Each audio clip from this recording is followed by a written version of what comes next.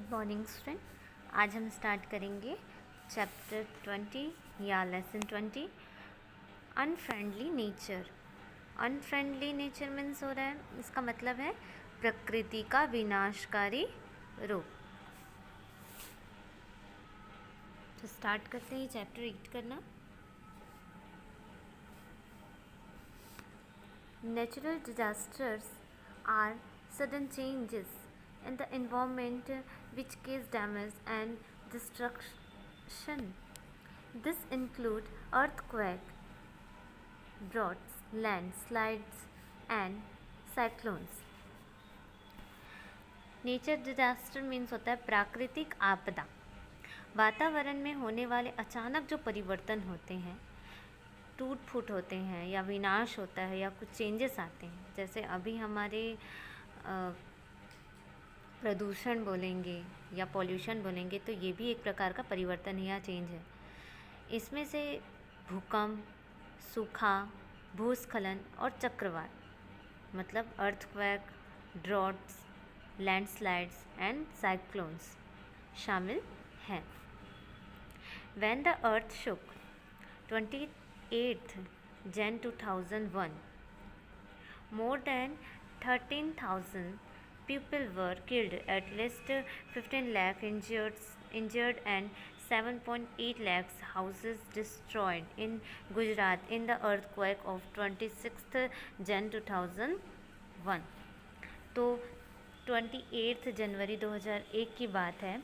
26 जनवरी 2000 क्या बोलते हैं हम 26 जनवरी 2001 में गुजरात में आया भूकंप, जिसमें 13,000 लोग मारे गए थे। 13,000 पीपल मर चुके थे, लगभग 15 लाख लोग घायल थे तथा 7,80,000 का जो घर था, मतलब 7,80,000 लोगों का जो घर था वो क्या हो गया था, तबाह हो गया था, बुरी तरह से तबाह हो गया था, खत्म हो गया था।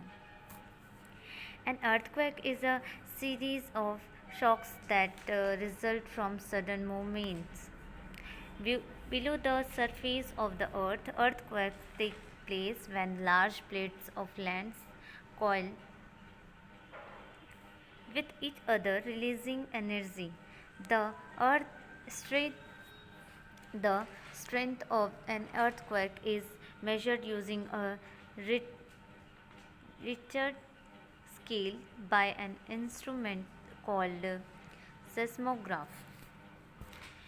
जो भूकंप के झटके होते हैं, अर्थक्वेक के जो झटके होते हैं, शॉक होते हैं, जो पृथ्वी की सतह के नीचे से अचानक जो हलचल होती है उसका रिजल्ट होता है, उसका परिणाम होता है। जो आपको झटके मिलते हैं वो आपकी अर्थ है उसके अंदर, उसके नीचे जो हो रहे हैं उसके हलचल का रिजल्ट होते हैं। जब अर्थक्वेक आता है तब ज़मीन होती है वो हिलने लग जाती है या ज़मीन की लंबी लंबी प्लेटें आपस में टकराती हैं, उससे बहुत सारी एनर्जी निकलती है, ऊर्जा मुक्त होती है। अर्थक्वेक की जो शक्ति होती है, उसकी जो तीव्रता होती है,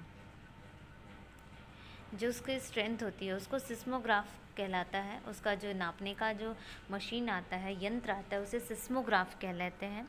देख लेंगे यहाँ पर सिस्मोग्राफ, ओके। इसके द्वारा आप मेजर कर सकते हैं, नाप सकते हैं। अब जब अर्थक्वेक आता है तो हमको क्या करना चाहिए और क्या नहीं करना चाहिए।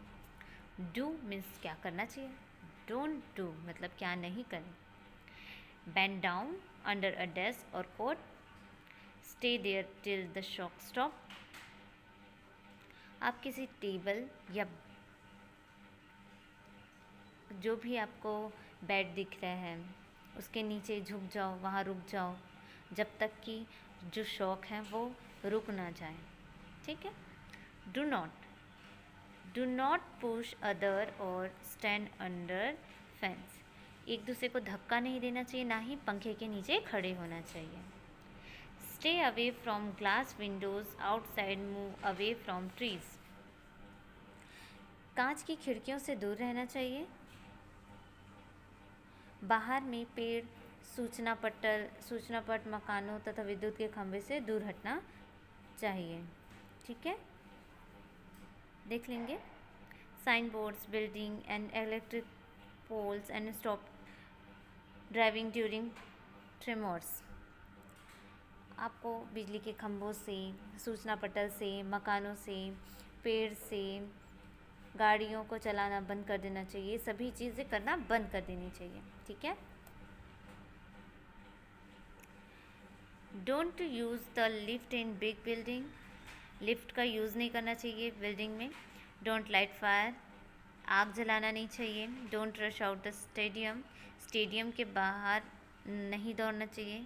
Don't travel just after an earthquake, भूकंप के ठीक बाद यात्रा नहीं करनी चाहिए या कहीं घूमने नहीं जाना चाहिए। June 7, 2002, Indians flee monsoon floods. Parts of Assam and the neighboring state of Arunachal Pradesh remain cut off from the rest of country as flooding water have destroyed transport links. Flood affects northeast India every year. In August 2000, floods like 100 people and left 70,000 people homeless in Assam alone. अब ये है 7 जून 2002 की बात, जब भारतीय बाढ़ के भय से भागे। जो भारतीय थे, इंडियंस जो थे, वो फ्लड का मतलब होता है बाढ़, बाढ़ से भागे। असम के कुछ भाग तथा अरुणाचल प्रदेश के समीप के कुछ राज्य जो थे, स्टेट जो थे, अन्य भाग से जो कटे हुए थे, क्योंकि बाढ़ के पानी ने वहाँ का जो यातायात था, मतलब वहाँ का यातायात, ट्रांसपोर्ट जो था, वो नष्ट कर दिया था। जो फ्लड था वहाँ प्रतिवर्ष उत्तरी भारत को प्रभावित करता है बाढ़ आने से। अगस्त 2000 में केवल आसाम में बाढ़ से 100 लोग मारे गए थे, 100 पीपल्स मरे गए थे और 70,000 लोग अपने घरों से बेघर हो चुके थे। उनके घर क्या हो गए थे? नष्ट हो गए थे। किसकी वजह से? फ्लड की वजह से, बाढ़। A flood occurs when water flows or rises above its normal level. It can be caused by heavy rainfall, high tide with a storm or melting snow flowing into the river. The Ganga and the Brahmaputra rivers cause the largest flood in India. Other areas in the west, east and the south are also attacked by floods. Floods are the result of soil erosion, the slitting of river beds and or collapse of a dam. जब बाढ़ आती है, मतलब flood, बाढ़ आती है जब पानी सामान्य स्तर से ऊपर बहने लगता है, मतलब उसका लेवल क्या हो जाता है? नॉर्मल से ज़्यादा हो जाता है। नॉर्मल नहीं रहता उसका लेवल, कुछ इंक्रीज़ हो जाता है, बढ़ जाता है। यह भारी वर्षा के कारण, ऊंचे ज्वार भाटा तूफान के लिए या बर्फ़ पिघलकर नदियों में बहने के कारण भी होती है। ये नदियों का पानी समुद्र में जाता है। इन नदियों का पानी समुद्र में जाता है और ये उससे अधिक गति से बहने लग जाता है, बहुत तेज़ी से बहने लगता है। भारत में भीषण बाढ़, मतलब बहुत ज़्यादा जो फ्लड वाला है, वो गंगा और ब्रह्मपुत्र नदियों के कारण आता है। अन्य भाग पश्चिमी मतलब west, east and south Bharat भी बाढ़ द्वारा प्रभावित होते हैं। बाढ़ या फ्लड क्या होता है? सॉइल एरोजन नदियों के तल में गाद एकत्र होने या बांध टूटने का परिणाम होता है। Soil erosion the slitting of river beds और कोलैप्स ऑफ अ डैम, बांध के टूटने का भी परिणाम है। ओके, अब देखते हैं कि बाढ़ जब आती है तो हमें क्या करना चाहिए और क्या नहीं करना चाहिए।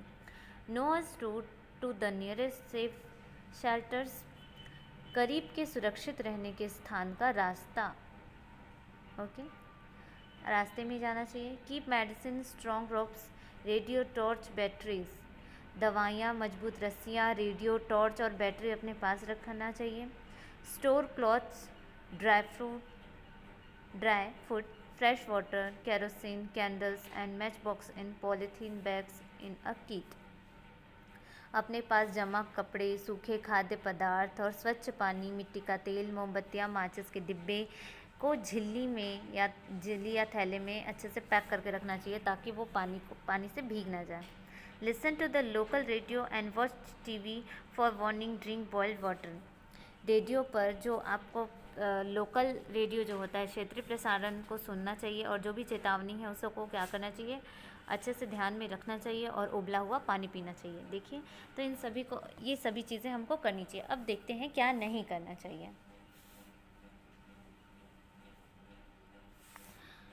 Don't eat food that has got wet in flood waters. भोजन जो कि बाढ़ के पानी में गीला हो गया हो उसे नहीं खाना चाहिए और ना ही खाली पेट रहना चाहिए। Do not remain on empty stomach, मतलब आपको खाली पेट भी नहीं रहना है। Do not get into water of unknown depth and current. अज्ञात गहराई तथा विद्युत धारा प्रवाहित होते पानी में नहीं उतरना चाहिए। जहाँ पर बिजली के तार जहाँ पर टूट के गिर गए हैं वहाँ पर नहीं उतरना चाहिए उस पानी में। Do not drink tap water without boiling. आपको नल का पानी भी बिना उबाले नहीं पीना चाहिए। नेक्स्ट है ड्रॉट अफेक्ट्स।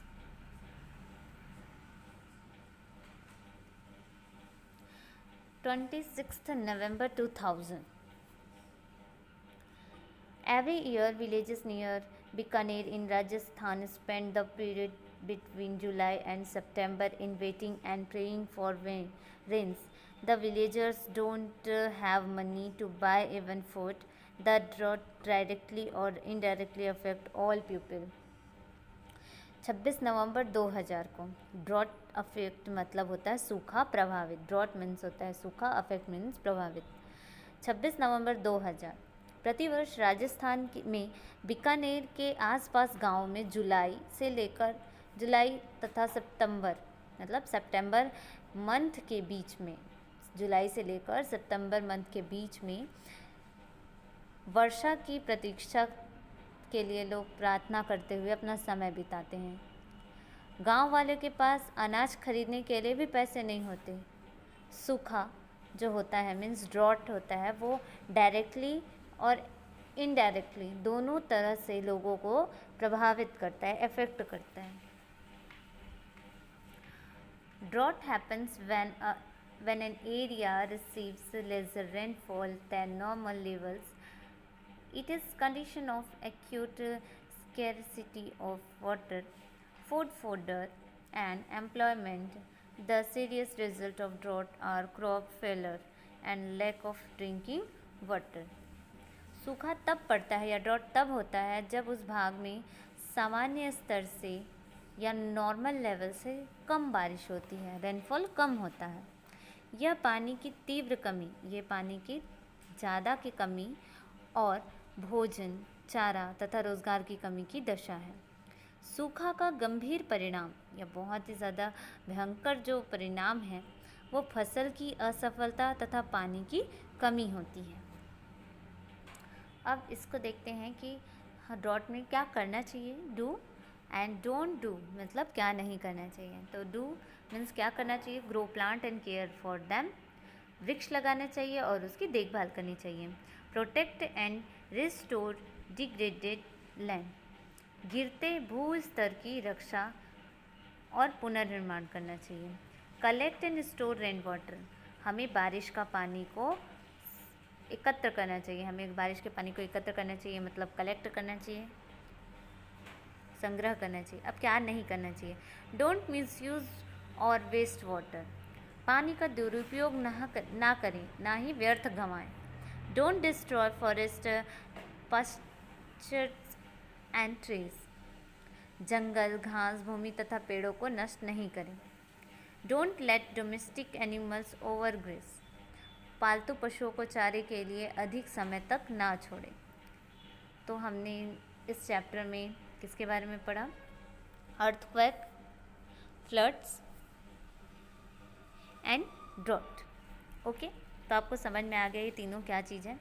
और ये सभी न्यूज़पेपर क्लिपिंग थी जो आपने पढ़ा है।